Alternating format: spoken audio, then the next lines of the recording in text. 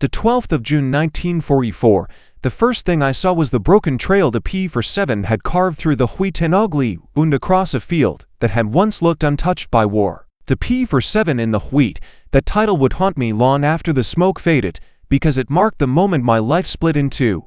The obedient Luftwaffe mechanic I pretended to be, and the man who would betray everything my commander expected of me. I felt the heat on my face as I approached the wreckage, the last breaths of fire curling from the fuselage as if the aircraft still struggled to finish its final fight. My commander's order had been painfully clear: destroy everything, burn the camera, erase the truth the American pilot had carried. Standing before the shattered Thunderbolt, with the morning light catching the twisted metal like shards of ice, I knew what obedience would demand of me. But something deeper inside pushed back, something that refused to be extinguished as easily as the engine fire sputtering at my feet. I had said jawohl only to keep myself alive. The lee still rang in my ears as loudly as the impact of the crash must have minutes before. I moved closer, boots sinking into the soft earth where the wheat had been flattened. The aircraft lay on its belly, wings torn, canopy smashed, the metal skin blackened in patches where flames had licked it. But the most dangerous part wasn't the wreckage.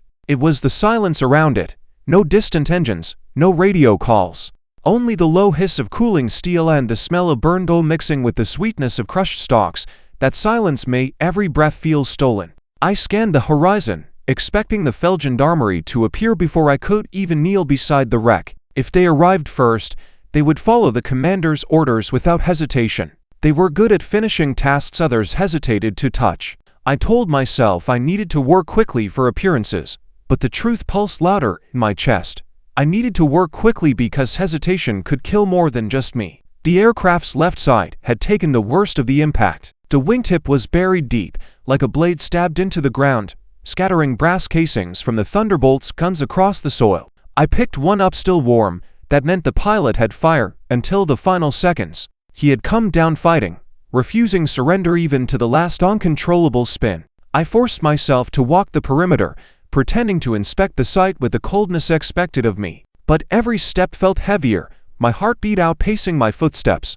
The fire had spared the rear section, and that meant the camera was likely intact. The K-25 could hold frames of reconnaissance no German command wanted the Allies to retrieve. I knew what was on those films usually mattered more than the pilot's fate. Orders were built around them, air raids depended on them, lives changed because of them. A part of me had always known the war was larger than the slogans painted on trucks and the banners hanging from Parisian buildings.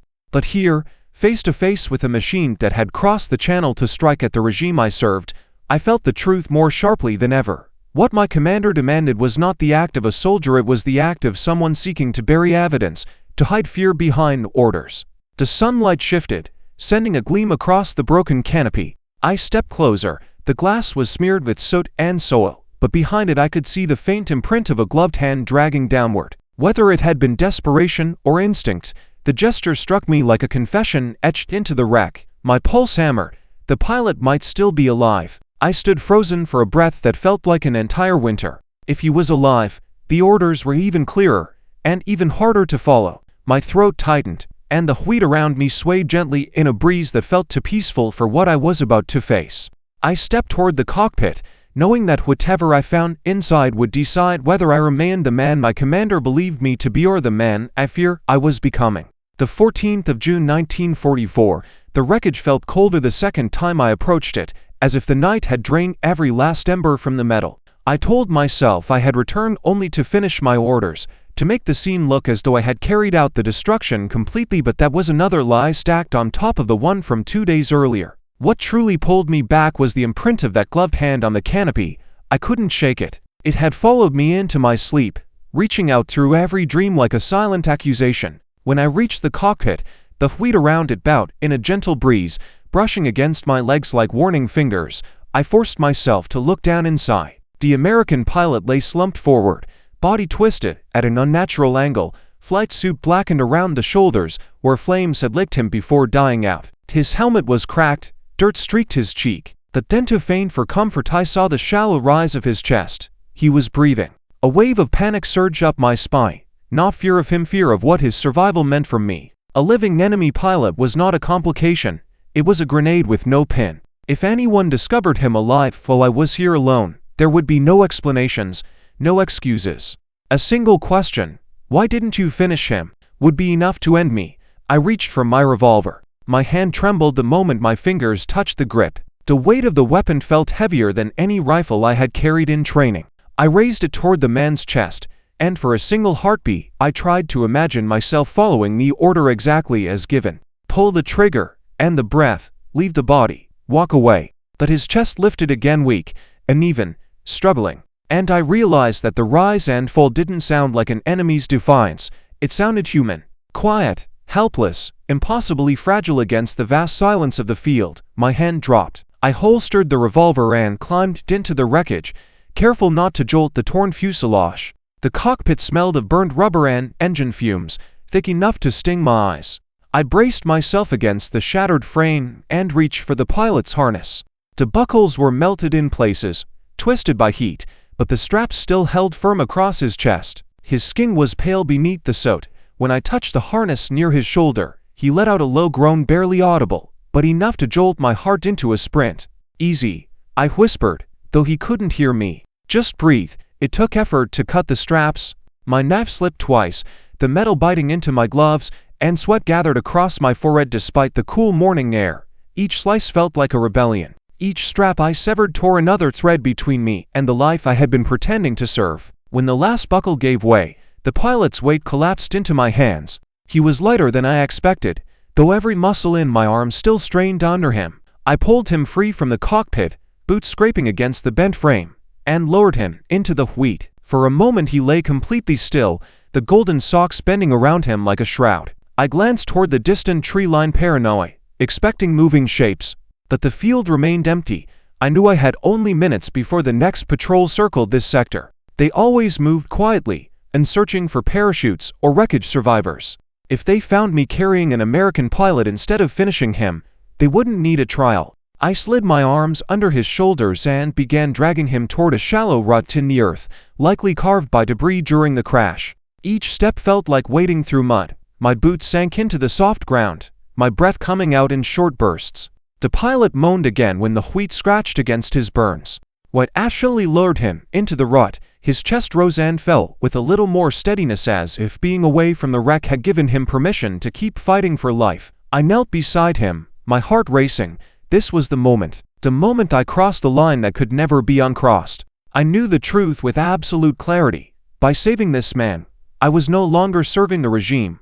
I was standing against it. And the field around me, quiet and golden under the rising sun, felt like it was holding its breath, waiting to see what I would dare to do next. The 16th of June 1944, the field looked peaceful from a distance, but as I walked back toward the wreck a third time, my pulse drummed with a dread I could not hide, not from myself, and certainly not from the shifting shadows of patrols that swept the countryside. The Thunderbolt still lay broken in the wheat, but now it felt more like a guardian of a lie I had chosen to live. The American pilot was hidden, breathing weakly, in the rut I had dragged him to, covered with wheat and a torn parachute I found snagged on a fence post. Saving him had been my first step into treason. Now came the second, the K-5 reconnaissance camera. That was the true order my commander cared about. Destroying the pilot's life was merely a convenience.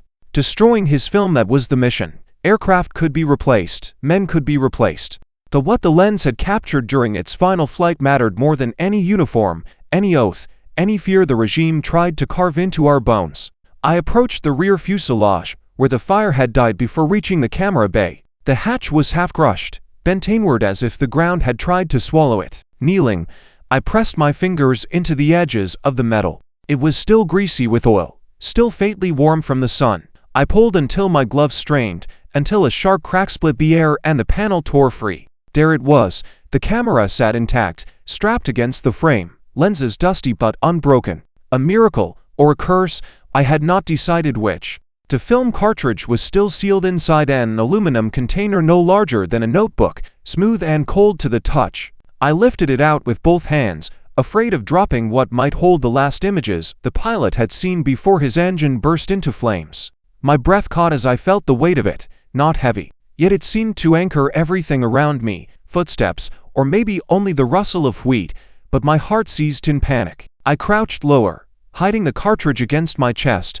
the wheat brushing over my back. I waited seconds, stretching like wire pulled to snapping point. No voices, no shapes, just the wind teasing through the field. I forced myself to breathe again. This was danger measured in heartbeats. Every movement had to be deliberate, every breath quiet. The camera itself I could destroy easily, believably. But the film, that was the forbidden prize.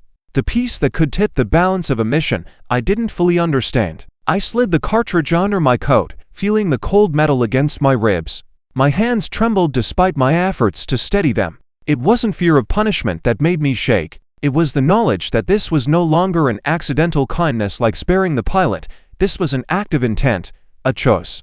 Behind me, the faint rumble of a truck engine drifted across the field. Felt gendarmerie. Not close, not urgent, just patrolling. But it was enough. I rose and worked quickly. I smashed the camera mount with a wrench from the emergency kit, hammering it until glass cracked, gears bent, and springs snapped. I scattered blackened fragments among the debris. I kicked dirt over the pieces and wiped oil on my gloves, making the scene look like the camera had burned up during the crash. It needed to be convincing. It needed to look like the truth the commander expected. But I knew the truth was now hidden against my ribs. Once I finished, I stepped away from the wreck, forcing myself not to look toward the rut where the pilot lay hidden. I could not afford sentiment. Not now. I needed to leave before the patrol circled closer. But just as I turned, I heard a groan, soft, distant, carried by the wind. The pilot, alive, fighting. The truck engine grew louder. My throat tightened. My next steps would determine everything: my fate, his fate, and perhaps the fate of the men who flew missions based on whatever images this film contained. With the stolen cartridge pressed against my heart, I walked away from the wreck, knowing I had just crossed a line that could no longer be concealed by ashes or forged reports. The war inside me had begun the 18th of June 1944. Back at the barracks, the scent of diesel and wet stone clung to the corridors like a permanent stain. I walked quickly, shoulders tight, the stolen film cartridge pressed beneath my uniform like a second heartbeat threatening to give me away. My commander waited in his office, a narrow room with low ceilings and maps on every wall, lines, symbols, arrows drawn with a certainty no longer felt. He didn't look up when I entered. He only tapped the report form with 2 fingers, a gesture sharp enough to slice through the air. I handed him the falsified account. The words on the page felt like they belonged to another man, cold, concise, obedient. Total structural loss, fire-consumed critical equipment, no salvageable material recover. He skimmed it with the slow patience of someone who enjoyed watching subordinates sweat. My palms burned, though the room was cool. One wrong phrasing, one misplaced detail, and the entire mask I wore would collapse. When he finally raised his eyes, there was no suspicion, only satisfaction. A hollow sort of pride lit his expression, the pride of a man convinced his orders were the boundary of the world. He stamped the document with a heavy iron seal, the thud echoing like a sentence passed. I felt each vibration in my chest. "Good work," he murmured, barely turning his head. "We cannot afford loose ends, loose ends."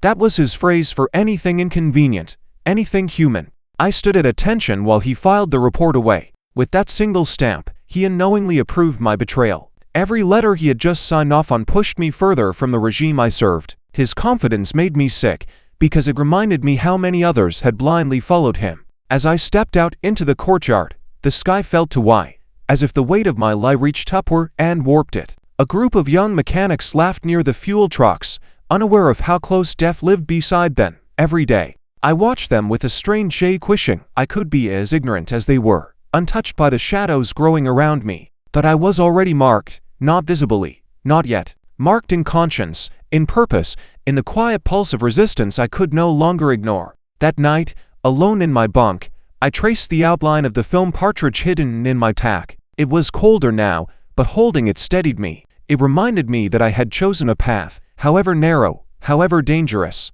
And though fear coiled inside me like smoke trapped in a dark room, something else began to form beside it, something like resolve. In the silence of the barracks, I understood. My false report had not only protected the pilot and the film, it had bound me to a new war entirely, a war fought in shadows, whispers, and stolen truths. And if the commander ever learned the depth of my deception, his stamp of approval would be the last mark he ever gave me. The 20th of June 1944, Paris had grown tense in ways only those who watched from the inside could see. Civilians walked quickly, eyes lowered, alert to every bootstep. Resistance whispers moved like smoke through alleyways, impossible to grasp, but impossible to ignore. I moved among them with my own secret buried in I cut the stolen film, and the weight of the next step pressed heavily on my shoulders. The Rue des Martyrs was narrow and steep, a climb of uneven cobblestones that echoed softly under my boots. I counted the windows as I ascended, remembering the instructions given to me indirectly through coded rumors. Look for the red scarf. Ask for the afternoon delivery. Do not hesitate. Hesitation was death in this world. At the corner cafe, a woman stood alone, her scarf a muted red that blended with the shifting light. She looked at me only once, briefly, before lowering her gaze to the newspaper in her hands. That was the signal, not dramatic, not cinematic, simple. That simplicity frightened me more than any checkpoint. I sat across from her, leaning forward just enough that my voice wouldn't carry beyond the table. My hands stayed still, though my pulse rattled beneath the skin. I have a delivery, I said. She turned a page, her face unreadable. Then you should give it to the right hands. Her phrasing was deliberate, a test. I reached into my coat and felt the cool metal of the cartridge. For a heartbeat, the world narrowed to the space between my fingers and hers. Once I handed it over, there would be no return to safety. I slid it beneath the newspaper. Her hand covered it with calm efficiency. No tremor, no rush. She folded the paper, hiding the cartridge within its crisp sheets. To anyone watching, it was just a woman tidying her reading. There's more than photos, I whispered. My voice cracked slightly, not from fear but from the weight of the truth I had barely begun to gather. She nodded once, not reassurance, acknowledgement. Then she rose, smoothed her skirt, and walked away down the street as though nothing had passed between us. I waited 5 breaths before standing. The exchange had taken less than a minute, but it felt like I had lived an entire lifetime in that moment. My back tensed, expecting shouts or footsteps or the sudden bark of authority. None came. The street continued its soft hum of daily life, vendors, clattering dishes, the faint rumble of distant trucks. But I felt different, lighter and heavier at the same time. The film was gone from my hands.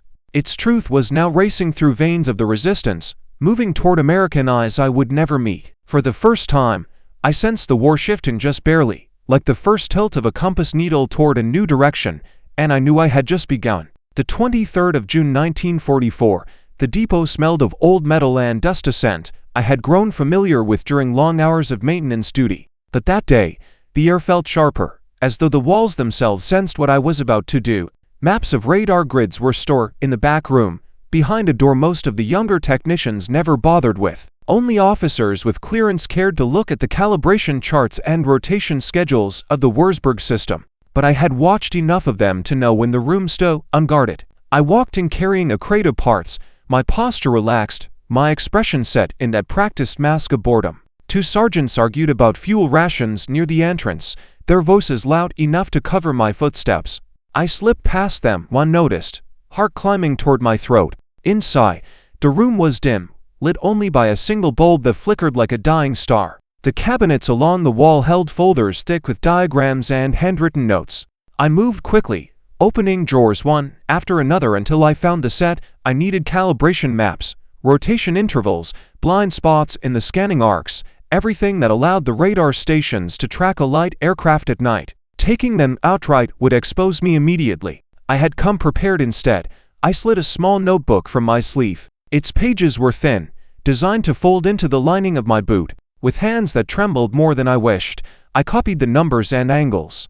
I sketched the grid patterns, the timing tables, the fluctuations that technicians compensated for manually. Every mark I made felt like chiseling cracks into the armor of the regime. More dangerous still were the notes on the flak batteries, coordination schedules, firing windows, radio frequencies, information that could shift night raids from chaos to precision. My breath fogged faintly in the cool air, sweat prickled between my shoulder blades. Every tick of the clock above the door felt like a hammer against my spine. Then footsteps. I froze, pen hovering above the page. Shadows moved outside the frosted glass. A voice murmured, a mechanic complaining about paperwork. The steps faded, but the fear remained, pulsing hard enough that I felt it in my fingertips.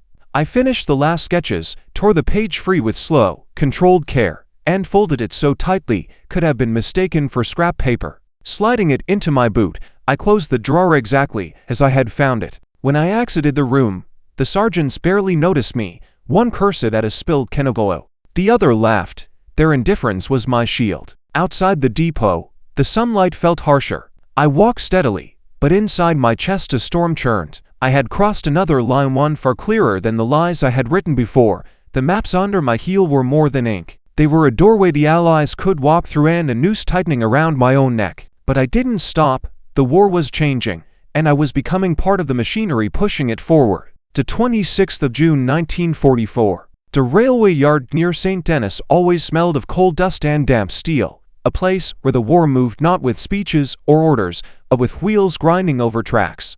I walked there with my uniform jacket slung casually over my shoulder, pretending to be just another mechanic called in to inspect transport crates. In truth, I knew exactly what I was looking for. The shipments whispered about among officers, but never spoken of in full. Trains bound for Nordhausen. Trains marked for Mittelwerk. A colleague from the railway office, a quiet man named Weber, had shown me hints before, glancing over manifests with a troubled stiffness that said more than his words ever could. That morning he waited by the loading ramp, pale under the rising sun, holding a clipboard tight enough to bend the metal edge. "You didn't hear this from me," he muttered as he led me between two rows of covered wagons. His voice shook, though the yard was nearly empty. "These crates, they aren't small parts. They're components. No one needed to say the name V2 aloud. We all knew the rumors, the way engineers spoke with forced enthusiasm, the way security tightened whenever certain officers passed by with their polished boots, and severe silence. Weber stopped beside a wagon with reinforced locks. He slid a paper from his clipboard and handed it to me quickly, as if the act itself burned. I have maybe 30 seconds before someone notices. The document listed departure times, escort units, and coded cargo descriptions. I scanned the columns, letting the information carve itself into my memory. Nordhausen, Blankenberg, Wernigerode, and always the same final destination marked in careful handwriting: Mittelwerk, delivery type B. I had no idea what type B meant, but the repetition chilled me more than any guess. I saw names: 2 captains I knew, officers who drank coffee with me in the mornings and talked about weather patterns for incoming supply flights. I read the codes for their escort shifts, the schedules of their departures, the times they would march beside these wagons without ever asking what lay inside. I traced the lines on the paper with my eyes until they burned. Then Weber snatched it back, shoved it into his clipboard, and nodded toward the gate. "Go. You've seen enough." I walked away slowly to avoid suspicion, but my heartbeat outpaced my footsteps. In the shadow of a coal pile, I pulled out my small notebook and scribbled everything I had memorized: names, hours, routes. Each letter I wrote felt like pressing deeper into a truth no soldier was meant to know. By the time I finished, my chest ached with a weight heavier than guilt. I wasn't just stealing information anymore. I was unmasking a path of destruction, the kind meant to reach far beyond the battlefields I knew. And as I slipped the folded notes into my boot, I felt a cold certainty settle inside me. Whatever traveled toward Mittelwerk through these rails was meant to reshape the war, and I had just begun shaping the shadow I would follow it. The 28th of June 1944. The summons arrived at dawn, a short message delivered by a corporal whose expression wavered between boredom and sympathy. "Report to the administrative office. Gestapo inquiry." The word struck me like a fist to the stomach, but I forced my face into an unreadable mask. The room waited at the end of a narrow hallway, windowless, walls painted a lifeless gray. Inside, 2 men stood beside a small table. A lantern, an ashtray, and a folder sat atop it like props in a play I wanted no part of. The smell hit me first, cold tobacco mixed with damp concrete, a smell that reminded you the walls had heard many secrets before yours. One of the men gestured for me to sit. He didn't smile. His partner simply opened the folder and stared at the pages as if deciding which part of my life to dissect first. "Tell us again about the crash," the older one said. His voice rasped like sandpaper dragged across wood. I repeated the lie I memorized, every word crisp, every detail rehearsed: flames, total loss. No equipment salvageable, no survivors, a clean, simple fiction. But the younger officer leaned forward, eyes narrowing. "You reached the site quickly, too quickly. Patrols in that sector reported no Allied aircraft for several hours before." My palms dampened. "I was already nearby on assignment," I answered. "Routine inspection near the southern power lines." A pause. "The kind that stretches just long enough to scrape nerves raw." The old officer exhaled smoke, watching me through the haze. "You're sweating," he noted calmly. "It's warm. I reply, though the room felt like winter. He nodded, as if acknowledging the excuse but filing it away like evidence. Strange how often men forget small details when writing reports. Double quotes, his eyes flicked to the folder. But you remembered everything, didn't you? A trap, one of many in this room. I followed direct orders, I said. Another silence, another drag of a cigarette. Then, without warning, the younger officer slammed the folder shut. The crack echoed sharply. We will be verifying your account. Don't leave Paris without authorization. My breath caught, but I did not flinch. Flinching was weakness. Weakness meant suspicion. You may go, the older man added. I rose slowly, half expecting a hand to grip my shoulder, but none came. Their eyes followed me until the door closed, and only then did I allow myself to breathe again, shallow, trembling breaths that scraped my throat. Walking back into the sunlight, I felt no relief, only a known certainty that the noose had tightened. My lies had held for now, but the Gestapo's curiosity was a shadow that would not disappear. And deep down, I knew that my time for caution was narrowing to a thin, fragile thread. The 1st of July 1944, night clung to the Seine in a cold hush as I approached the rendezvous point, a quiet quay beside an abandoned warehouse where the river lapped against the stone steps with slow, patient rhythm. I carried a simple tin biscuit box tucked under my arm, its bright label almost cheerful in the moonlight. But inside it lay the microfilms I had copied, the radar maps, the transport schedules, the names, the routes, everything that would expose the rails-feeding middlework. I waited near the water until a narrow boat drifted from the darkness, its lantern shuddered to a faint slit. The barge master, a wiry man with a cap pulled low, did not greet me. He simply nodded once permission to proceed. I stepped down onto the wet stones.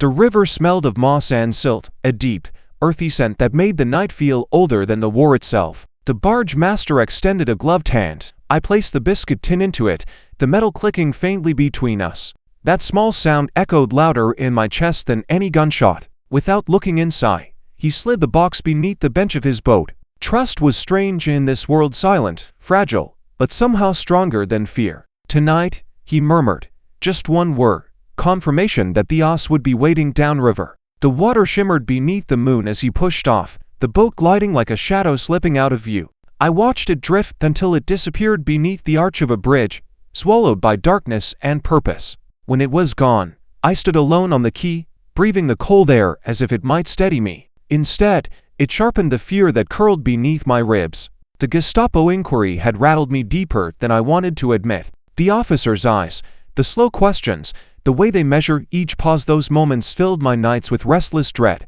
But sending the microfilms across the river ignited something different. Not comfort, not pride, something more fragile than either. Hope, perhaps, or the faint spark of redemption. The Seine flowed past, dark and unknowable, carrying secrets I could no longer touch. I turned away from the water and climbed back toward the streets of Paris.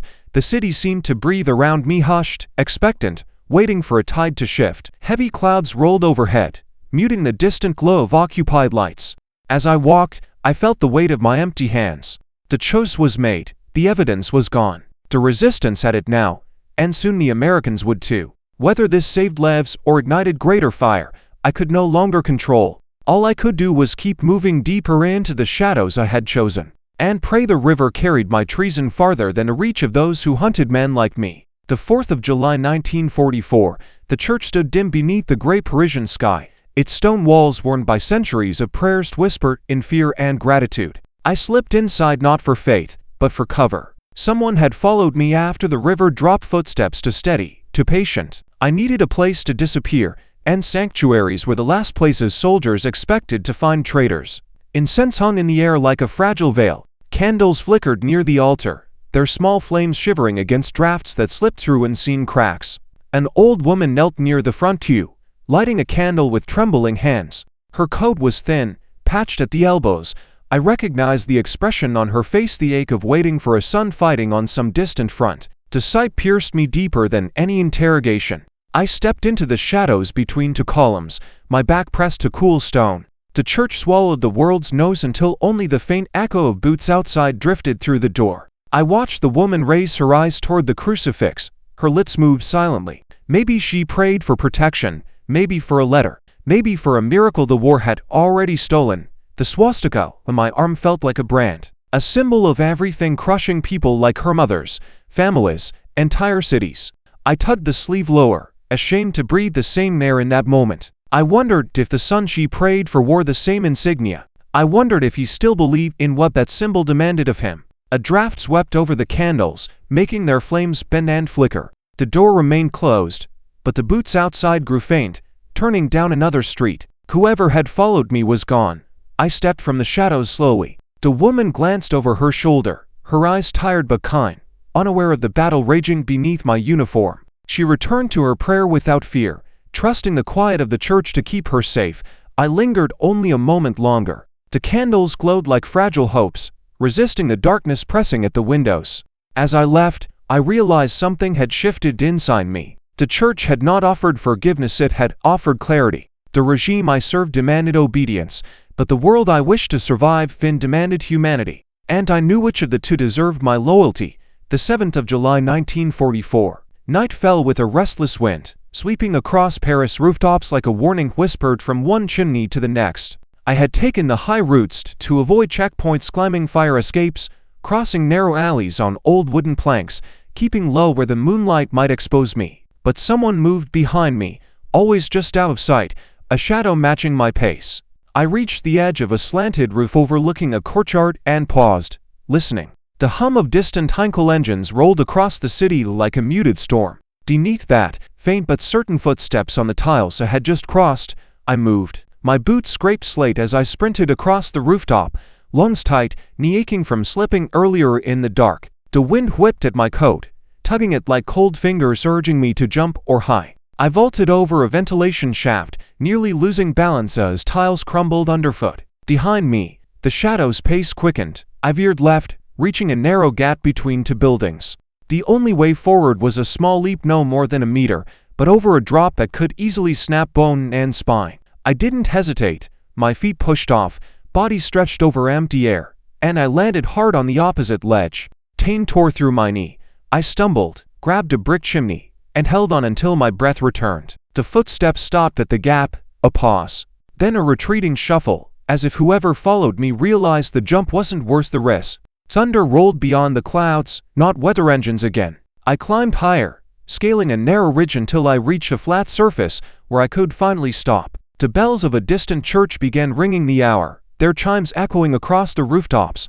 The sound steadied me, pushing back the fear gripping my chest. Up there, with the wind in my face and the city stretched below like a patchwork of light and shadow, I made a vow deep within myself. If I fell tonight, whether from chase or misstep, I would fall as a man who had rejected a regime built on cruelty and lies.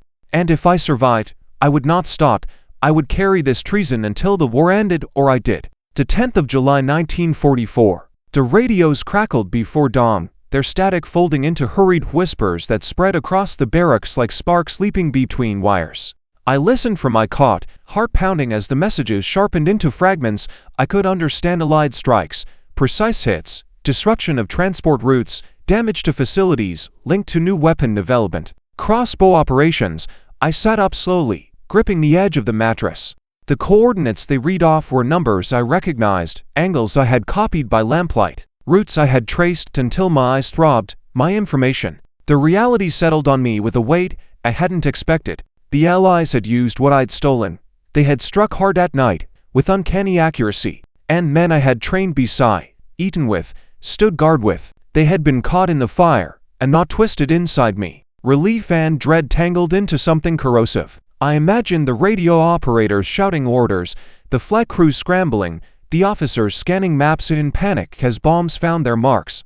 I pictured the comrades who had never questioned their role, still believing the regime protected them. Had I condemned them? I stood, rubbing my thumb against the worn seam of my collar. The barracks buzzed with nervous chatter, speculation, fear, anger. No one suspected me, not yet, but I felt exposed, as if the truth clung to my skin in a way everyone could see. Outside, the morning sky glowed faintly orange. Smoke from distant fires drifted above the horizon, smudging the first light of day. I walked toward the courtyard, hands clasped behind my back, trying to appear calm. But inside, my thoughts churned. Every act of sabotage carried consequences. I had known that.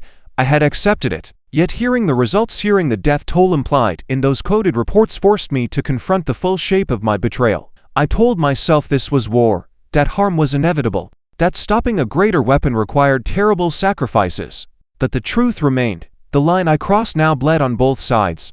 As the sun climbed, I forced myself to breathe through the conflict twisting in my chest. Crossbow had struck its blow. My part in this hidden war was real, and I could not turn back. The 12th of July 1944. My commander summoned me with a tone I had never heard from him before, quiet, restrained, almost thoughtful. That alone chilled me more than raised voices ever could. I entered his office, straightened my posture, and offered the expected salute. He didn't return it. He simply stared at me, fingers drumming slowly on the desk as if keeping time with my accelerating heartbeat. "Close the door," he said.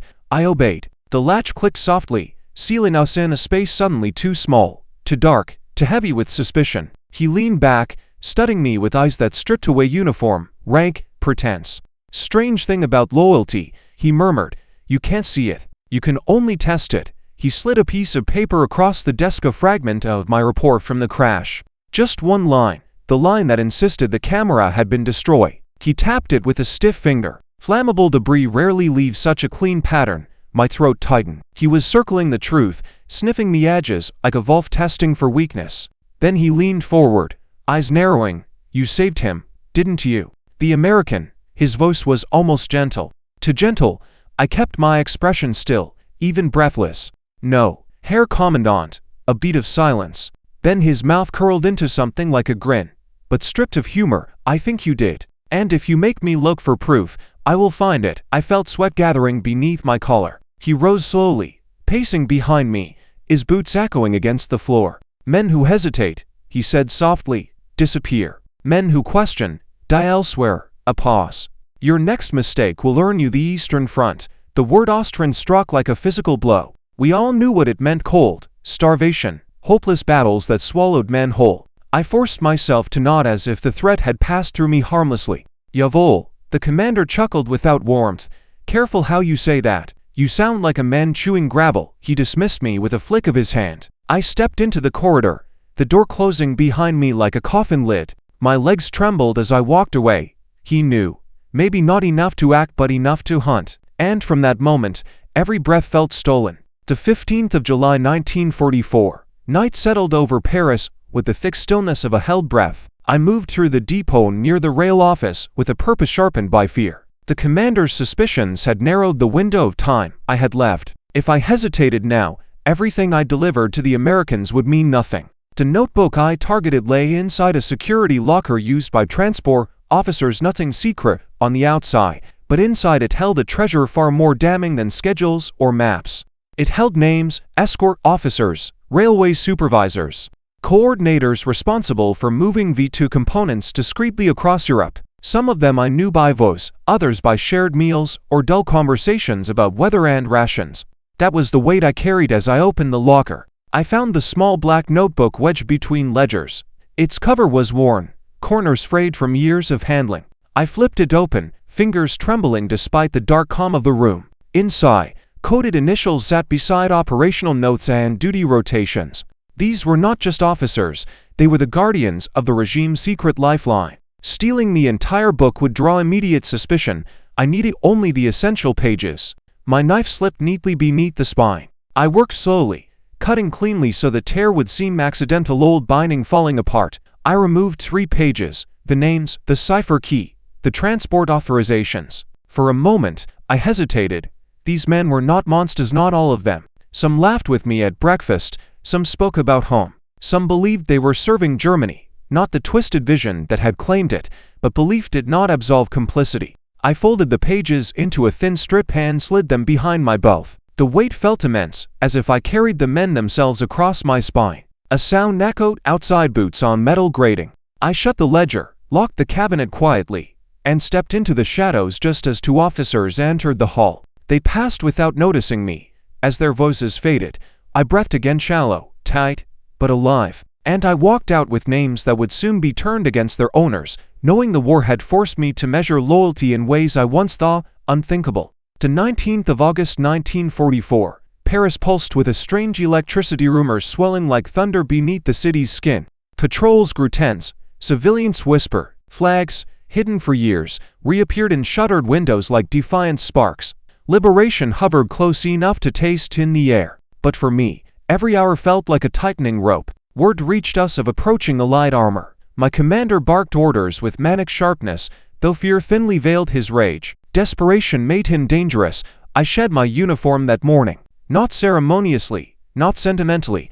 I pulled it off in a storage shed, folded it once, and left it on a cretin abandoned skin. Underneath I wore civilian clothes scavenged from a laundry depot, a worn shirt, a dark coat, scuffed shoes.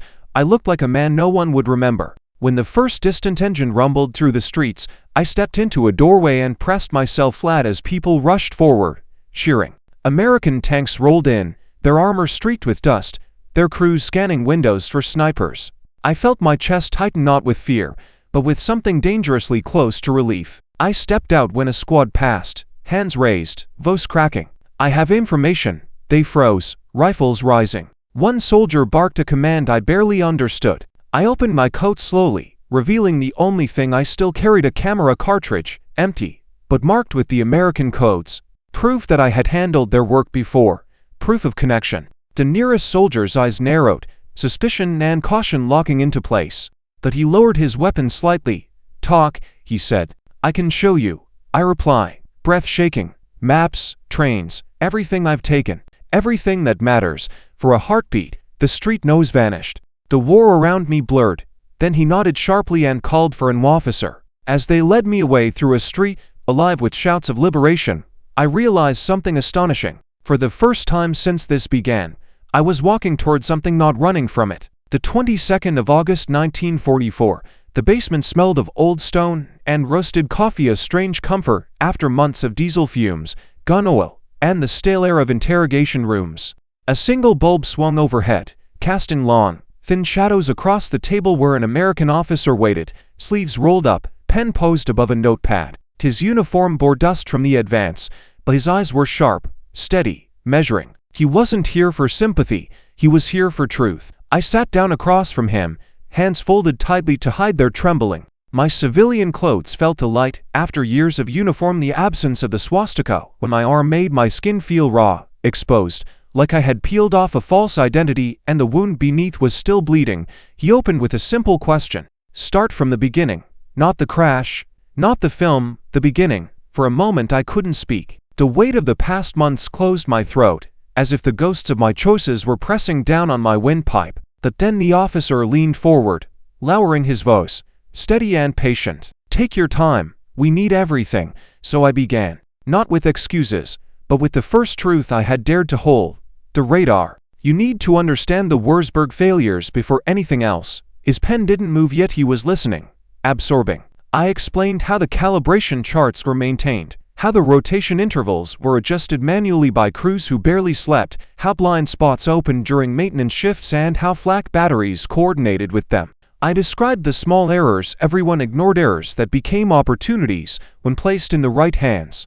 Only then did he start writing. When I shifted to the train schedules, his posture tightened. I laid out the routes, the disguised cargo codes, the times the escorts swapped, the nicknames scrawled in the margins of officers' ledgers. My voice grew steadier the longer I spoke. The lines I had copied in secret now unwound across the table like threads pulled from a fraying tapestry. He stopped me only once. "These names, are you certain?" "Yes," I said. "I knew some of them personally." He didn't thank me. He didn't praise me. He simply nodded and kept writing. It was the first honest reaction I deserved. Then came the moment I had feared most. "You served them," he said. Not accusing, simply stating a fact as unavoidable as gravity. I swallowed hard. "I did." He set down his pen, eyes locking onto mine. "But you turned. That," I whispered, "is the only part I can live with." He held my gaze longer than any commander I ever had. Not judging, not excusing, just weighing. "People will decide what to make of you," he said finally. "My job isn't to absolve you. My job is to understand what you've seen." I nodded, because that was all I deserved. We went on for hours, each detail peeled back, each truth laid bare. The bulb flickered overhead, dust drifting from the rafters, but the officer never rushed me. He knew the stakes. He knew how many lives could be altered by the maps I carried in my memory. When the final page of his notebook was filled, he closed it gently and stowed "You've given us something real," he said. "But this doesn't end here. Not for you." I sat alone, after he left, listening to the muffled rumble of tanks outside, the sound of Paris pulling itself back to life. The war wasn't finished, not for the world, and certainly not for me. But for the first time, the path ahead didn't feel like a descent into shadows. It felt like the beginning of a reckoning. The 30th of August 1944. I write these final words with a hand that still shakes when the past brushes against it, as if the memories carry their own cold wind. Terrace outside my window is alive in ways I once believed impossible. Children laughing in streets where soldiers prowled. Church bells ringing without fear of boots charging toward the doors. Flags fluttering where there had once been only symbols of control. Liberation has a sound, a rhythm, a breath. And for the first time, I feel myself breathing with it. That the weight of what I carry has not lifted. The Americans gave me a small room, a desk, and paper, nothing more. No uniform, no promise of safety, no verdict, just space. Space to record the truth before time distorts it, before silence buries the parts no one wishes to confront. I have lived both as a tool of the regime and as a blade turned against it. Neither identity sits comfortably on my skin. The commander's voice still echoes in my mind, his threats, his certainty, the cold pride he took in obedience. He believed loyalty was something he could measure with orders and fear. He never understood that loyalty forced through cruelty rots from the inside. I felt that rot every day I wore the uniform. It clung to me, seeped into my bones, until the moment I touched the shattered Thunderbolt in the Hui and realized I could no longer pretend the symbol on my arm represented anything worth saving. The Americans asked me. I changed course. They wanted a clean answer, something they could file and understand. But truth rarely fits neatly on paper. It wasn't one decision. It was 1,000 small moments, the gloved hand sliding down the cracked canopy, the groan of the wounded pilot, the lies that piled higher than rubble in the streets, the mothers lighting candles for sons who marched under a banner that demanded everything and returned nothing. I betrayed the regime long before I handed over the microfilms. I betrayed it when I let myself see the humanity in the pilot, when I tore pages from ledgers, when I ran across those rooftops rather than let the Gestapo close their fist around my throat. I betrayed it with every step that pulled me closer to the truth the regime feared most. That fear breaks before conviction does. Some will call me a coward, others, a traitor. A handful might dare to think the word spied, but none of those labels matter. What matters is that I refuse to continue serving something built on cruelty disguised as strength. As I finish these pages, I lay my uniform's insignia beside the candle. The cloth is light, almost weightless, yet it once carried the burden of an entire nation suffering. I won't burn it. Fire destroys only the surface. Memory, if tended carefully, outlasts flames. What does not burn is the responsibility I carry. To admit what I was, to condemn what I served, and to stand by what I chose to become. And if anything I stole or saved helped the Allies push back the darkness, then it was not my hands alone. It was every small act of defiance, every whispered warning, every refusal to obey. War teaches us that even the smallest sparks matter. And maybe, in the vast storm of this conflict, I was just one spark that refused to go out.